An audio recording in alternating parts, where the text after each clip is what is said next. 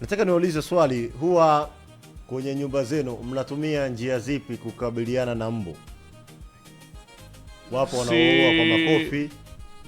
Si dawa ya rungu ile. Hiyo imo. Unaweza ukasikia usiku ukajiuliza huyu anasifu na kuabudu nyumbani, kumbe anaua mbu, nasikia. Hiyo imo. Kuna wale wasumbufu wanaopita hapa wanazengea wakati tunaangalia operation kumbe familia ya saa 3. Kuna wale watukutu hapa na pale pap. Babatizo, kuna mwingine unajua akiona mbu anakereka. Na wanaka sauti pia ka ukorofi. Kadogo lakini hao ni wale usiku wale. Kama hauna feni, hauna chandarua, hiyo changamoto. Hiyo makofi utajipiga sana hizo. Na haujapulizia hata dawa iwe ya kizungu au ya Kiswahili. Hujapuliza. Wengine zile dawa wanasema sio na allergy nazo zile. Na zipo za Kiswahili. Ni kuzitafuta tu zinafanya kazi. Sasa kumekuwa na dawa mbalimbali ambazo watu wanazitumia kwenye nyumba zao kukabiliana na mbu, lakini gazeti Nipashe linaandika hapa, mtaalam, dawa mbu za kuchoma ni hatari kwa afya. Nazitumia sana hizo dawa. Nazitumia sana hizo dawa. Tunaelezwa kwamba na hizi wengi wanazitumia kwa sababu wanasema ule moshi wake unawalewesha. Japokuwa wengine nilisoma ripoti nyingine zinasema kwamba ripoti za wataalam wanasema kwamba zile dawa zinamlewesha mbu hafi, tofauti na dawa zile nyingine za kupuliza. Kumekuwa na hizo wakieleza. Daktari hapa anasemaje madhara ya hizo dawa za kuchoma?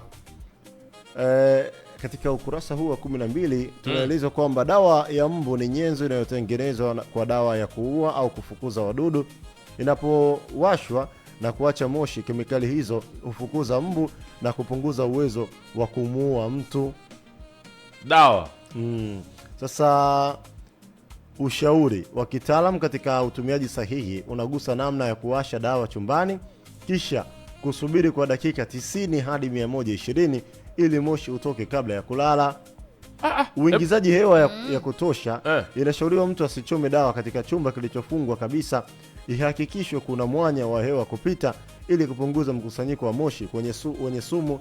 Sasa sisi wengine tulifundishwa kwamba unapopuliza ile dawa funga madirisha yote. Kote, yani funga. Hewa isitoke wala kuingia ili mbu akose hewa nyingine. Kumbe pia ni athari hiyo.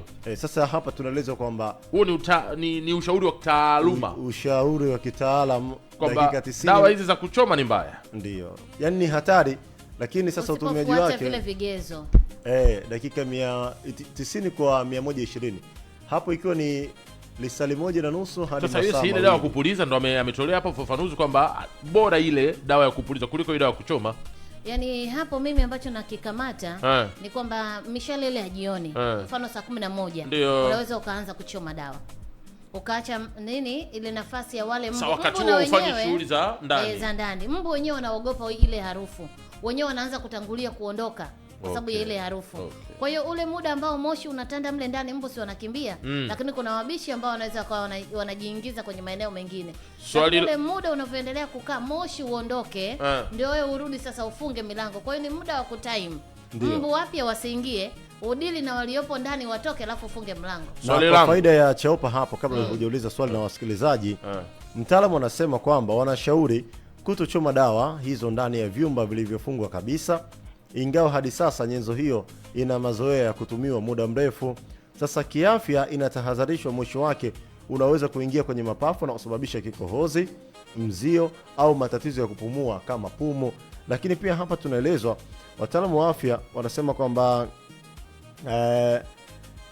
huu moshi yani madhara yake hauna tofauti na madhara ya moshi wa sigara.